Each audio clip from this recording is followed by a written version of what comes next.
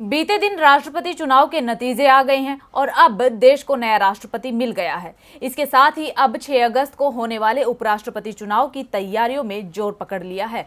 सत्ता पक्ष और विपक्ष की तरफ से अपने अपने उम्मीदवारों के नामों की घोषणा कर दी गई है और अब समर्थन पर चर्चा हो रही है। इस बीच टीएमसी ने एक ऐसा फैसला लिया जिसने सभी को हैरान कर दिया है और अब इस फैसले पर टीएमसी घिर गई है। देखिए ये रिपोर्ट।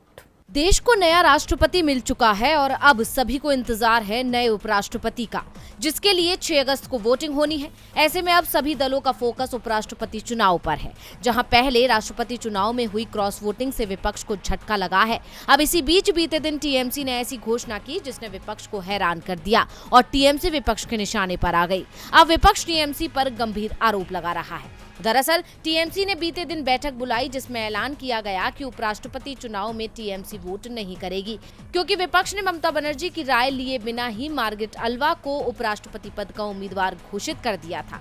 अब टीएमसी के इस तरह चुनाव से दूरी बनाने के बाद से अटकलों का बाजार गर्म हो गया है और तृणमूल कांग्रेस के फैसले की पश्चिम बंगाल में विपक्षी दलों ने कड़ी आलोचना की है। माकपा और कांग्रेस ने इस फैसले को तृणमूल कांग्रेस और भाजपा के बीच एक सूक्ष्म समझ का नतीजा बताया, जिसका मुख्य उद्देश्य देश में भाजपा विरोधी स्थान को कमजोर करना है।